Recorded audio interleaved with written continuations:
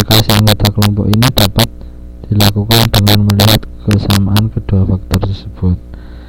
Saat merumuskan strategi pemasaran merupakan satu hal yang tidak bisa dielakkan untuk melakukan penekanan terhadap ras atau etnis tertentu, karena untuk pasar etnis minoritas mereka akan lebih bisa menerima informasi apabila juru bicara dari produk yang digunakan berasal dari kelompok mereka. Jadi kalau kita memasarkan di ras, contohnya minoritas di suatu daerah, itu para orang atau para masyarakatnya akan lebih mempercayai jika yang mempromosikan barang atau jasa tersebut adalah anggota dari ras minoritas tersebut. Contohnya mungkin kita dari Indonesia tinggal di Amerika, mungkin hanya ada 100 orang di daerah itu, terus ada seorang produsen dari makanan, untuk katakanlah makanan, suatu produk makanan, dia mempromosikan makanan tersebut, tapi tenaga promosi yang digunakan adalah dari Amerika. Itu tanggapannya akan berbeda apabila kita menggunakan orang Indonesia yang ada di sana, salah satu orang Indonesia yang ada di sana, karena kita akan lebih mempercayai orang Indonesia yang ada di sana. Karena apa? Kita merasa mereka itu satu ras dengan kita, seperti itu. Kemudian budaya usia. Usia sendiri, para pemasar itu juga harus memperhatikan siapakah pasarnya. Usia di sini juga berpengaruh terhadap strategi pemasaran. Umur berapakah atau siapakah segmen yang akan kita tuju, barang yang akan kita pasarkan. Kalau memang pasar kita adalah akan kita pasarkan di orang yang lebih muda atau remaja, mungkin suatu contoh kita memasarkan pakaian, itu yang pertama dari warna, mungkin yang lebih mencolok, dari model itu yang sedang tren sekarang, dan dari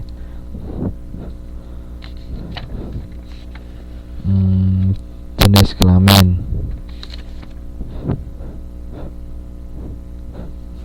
Dari jenis kelamin sendiri,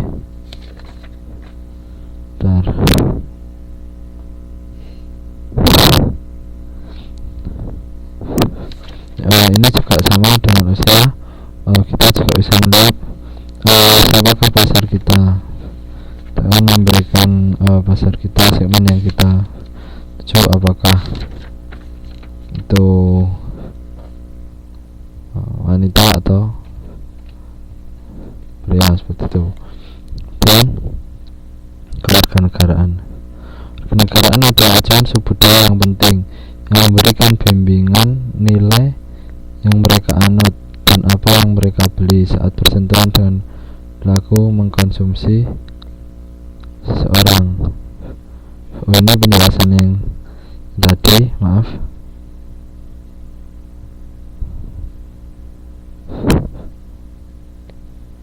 Ini umur tadi. Ini jenis kelamin.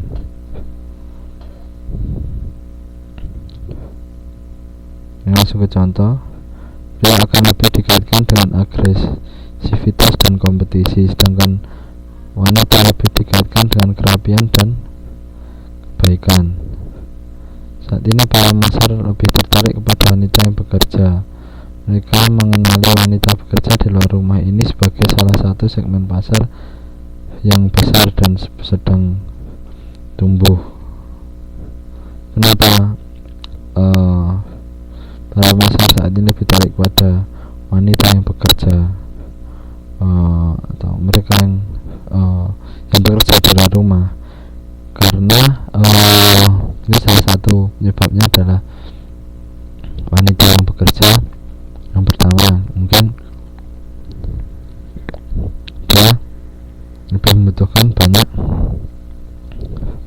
pakaian untuk kerja. Pakaiannya seperti apa? Seperti model yang saat ini sedang ngetren seperti itu. Ini kelas sosial dan pendapatan.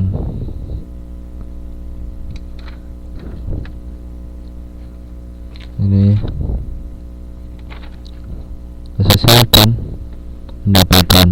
Yang pertama,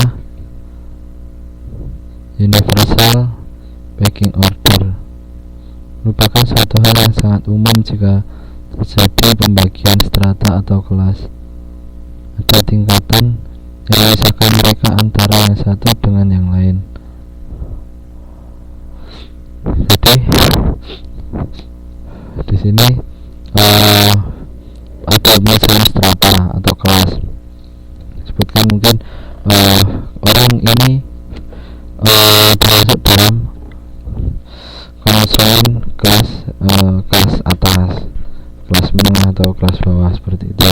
Dan kedua, social stratification, fenomena stratifikasi sosial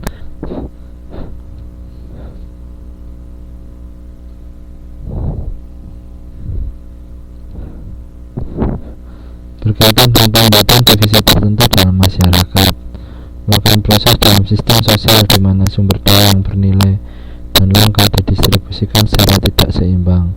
Ini berkaitan dengan posisi status yang menjadi lebih atau kurang permanen, diurutkan dalam pembagian sumber daya yang tertarik oleh tiap pihak. Kemudian yang ketiga, komponen kelas sosial. Mengenai kelas sosial ini sendiri ada tiga, yaitu occupation, prestige, seberapa bergengsinya kedudukan pekerjaan seorang dalam masyarakat akan menentukan harga diri orang tersebut. Saya kira sudah jelas. Kemudian income, distribusi kesejahteraan merupakan isu yang sangat diperhatikan oleh pemasar dan ilmuwan sosial, karena hal ini berkaitan dengan daya beli seorang dan potensi pasar yang terkandung. Jadi seberapa besar pendapatan orang, itu juga seberapa besar pembelian orang tersebut, seperti itu. Dan yang ketiga, hubungan antara pendapatan dan kelas sosial. Walaupun konsumen cenderung menggunakan uang sesuai dengan kelas sosialnya, tapi tidak ada hubungan yang jelas antara kedua variabel ini. Belum tentu juga makin banyak uang yang dihabiskan akan meningkatkan kelas sosialnya.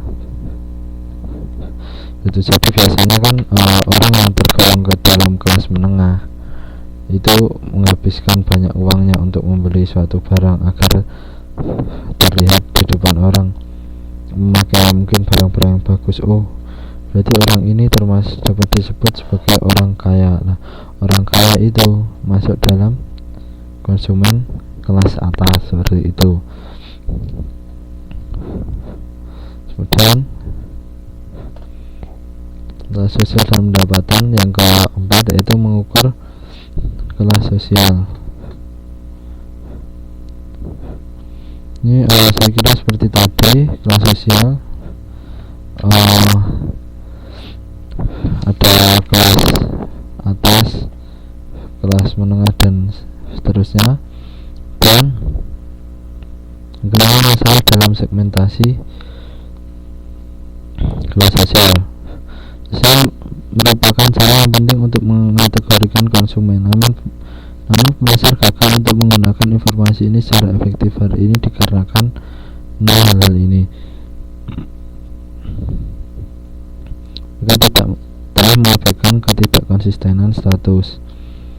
Jadi kan ada kalanya mungkin kita masuk kepada salah satu kelas, mungkin kelas menengah, tapi kita kan tidak menutup kemungkinan juga kita membeli barang-barang orang yang tingkat kelas atas, mengabaikan pergerakan antar generasi.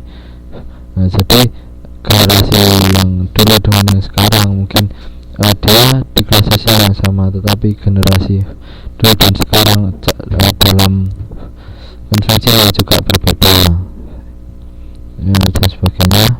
Sini yang ke-6, bagaimana kelas sosial mempengaruhi keputusan membeli. Produk dan toko yang berbeda ditunjukkan untuk kelas sosial tertentu yang sesuai. Ini betul ada modul-modul sebelumnya. Bagaimana kelas sosial mempengaruhi keputusan pembelian. Jadi biasanya kan ada toko ini untuk kelas atas, toko ini untuk kelas menengah, seperti itu. Tanpa disebutkan pun mungkin kita sudah tahu orang yang berada di konsumen kelas atas di mana dia membeli baju atau gaun itu, misalnya otomatis kita akan berpikir di butik. Untuk kelas menengah di mana? Di mall, mungkin seperti itu. Untuk kelas bawah di pasar, walaupun mungkin tidak selalu orang yang kelas termasuk dalam kelas atas itu selalu belanja di butik atau di mall. Mungkin saja dia bisa berbelanja di pasar seperti itu, tapi pikiran kita mungkin sudah tertanam seperti itu. Dan yang selanjutnya adalah perbedaan kelas dalam pandangan dunia. Perbedaan kelas sosial yang mendasar mencakup konsumen di seluruh dunia. Contohnya, untuk masyarakat dalam kelas pekerja akan lebih terkonsentrasi dan terikat. Mereka lebih berorientasi terhadap hal-hal yang ada di seputar diri mereka saja. Konservatif dan berorientasi pada keluarga. Jadi kalau orang bekerja itu kan lebih pendapatannya itu dikonsentrasikan untuk memang benar-benar untuk kebutuhan yang kebutuhan keluarganya. Karena mungkin beda lagi dengan seorang yang dia lagi usaha sendiri atau dia pebisnis seperti itu. Mungkin itu tidak hanya untuk kebutuhan pokok-pokok saja yang bisa dipenuhi, tapi juga bisa digunakan untuk hal-hal yang lain di luar kebutuhan pokoknya. Ya, budaya selera, kode, dan modal budaya. Dasarnya membedakan orang dalam kecenderungan intelektual dan estetika seseorang. Sebenarnya membantu untuk menemukan perbedaan dalam pilihan untuk mengkonsumsi antara kelas sosial. Namun perbedaan yang paling besar masih seputar pendapatan yang diperoleh dan penggunaan waktu luang. Saya kira seperti modul sebelumnya. Jadi selera, kode, modal budaya, dan waktu luang yang digunakan antara orang yang berada di satu kelas sosial dengan kelas sosial yang lain itu pastinya berbeda. Itu seperti yang di modul sebelumnya sudah dijelaskan. Konsumen dalam konteks lintas budaya. Jadi hampir seluruh perusahaan memasarkan produk mereka di luar negara asal perusahaan tersebut. Perusahaan yang bergerak dalam pasar global memiliki kebutuhan untuk mengembangkan perencanaan pemasaran yang terpisah untuk tiap budaya atau penggunaan satu perencanaan pemasaran yang dapat diimplementasikan untuk tiap daerah atau negara. Untuk memaksimalkan kemungkinan sukses dari suatu perusahaan yang bergerak dalam budaya yang berbeda, maka pemasar harus mengelompokkan konsumen di negara berbeda tetapi memiliki pandangan yang sama secara global. Jadi sini